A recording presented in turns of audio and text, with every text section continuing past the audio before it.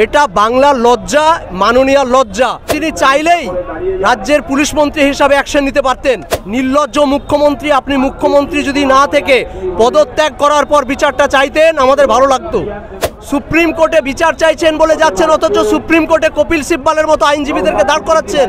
এইগুলা সব ওনার ছলা কলার একটা অংশ, নাটকের একটা অংশ। কোথাও একটা জায়গায় মনে হচ্ছে যে একটা সেটিংয়ের গল্প সব জায়গাতেই শুনছি, সব জায়গায় চলছে। দাদা, আজকে হাতে গুনে প্রায় গুনে 22 দিন হয়ে গেল, এখনো পর্যন্ত কোনো আমরা যেই বিচারের দাবিতে একদম 9 আগস্টের পর থেকে নেমেছিলাম রাস্তায়, সেই বিচার এখনো আমরা পাইনি। আমরা দেখেছিলাম যে, আমরা ভেবেছিলাম যে হয়তো সুপ্রিম কোর্টে মামলাটা গেলে বা সিবিআইয়ের হাতে গেলে আমরা তাড়াতাড়ি সুবিচার পাবো, কিন্তু সেখানে এখনো প্রতীক্ষায় আমরা বসে রয়েছি বিচারের। কি বিষয়? দেখুন, রাজ্যের যিনি স্বাস্থ্যমন্ত্রী, যিনি পুলিশ মন্ত্রী, তিনি নিজে একজন মহিলা এবং একমাত্র ভারতবর্ষের মহিলা মুখ্যমন্ত্রী আমাদের পশ্চিমবঙ্গে।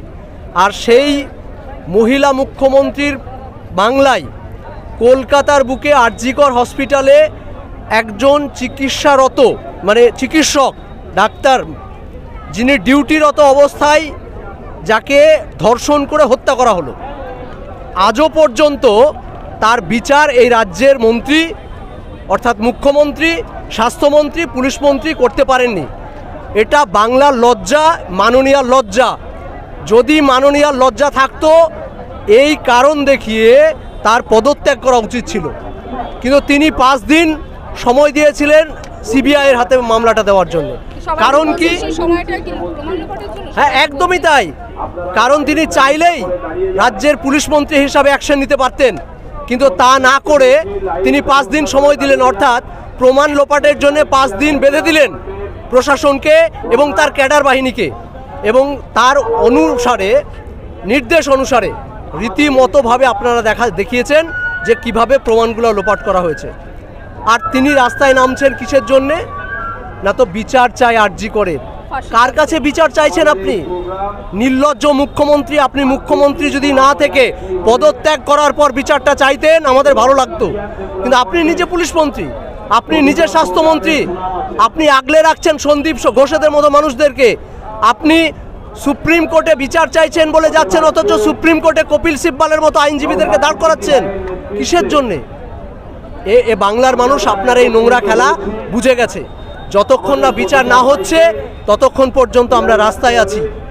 মুখ্যমন্ত্রীর পদত্যাগ একমাত্র এর বিচার, তাছাড়া কোনো বিচার নেই। তার কারণ এখনও আজকে আপনি একটু আগে বলছিলেন যে 22 দিন অতিক্রান্ত, আমরা রাস্তায় নেমেছি। পশ্চিমবঙ্গের মানুষ মধ্যরাতে রাস্তায় নামিয়েছেন আপনি। তারা খুব শান্তভাবে, বাংলার মহিলারা ঘরে বসেছিল, কিন্তু আপনি তাদেরকে রাস্তায় নামাতে বাধ্য করেছেন, কারণ আপনি বিচার দিতে ব্যর্থ হয়েছেন। কিন্তু মুখ্যমন্ত্রী যে বলছেন যে তিনি 2 তারিখ অধিবেশন আছেন বিয়েতে বিধানসভায়, এবং 3 তারিখে একটি ধর্ষণ বিরোধী বিল নিয়ে আসবেন। আচ্ছা, এর আগে আমরা জানি যে একটা সিভিল কোর্ট আর সিভিল একটা বিষয় আর একটা ক্রিমিনাল ম্যাটার।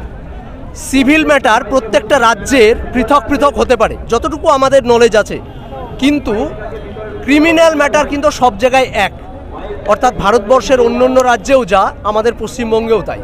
এবং এই আইন আছে বলেই আপনারা দেখিয়েছেন বা আগে আমরা জেনেছি যে এই রাজ্যেই কিন্তু ফাঁসি হয়েছে, ধনঞ্জয়ের ফাঁসি হয়েছে।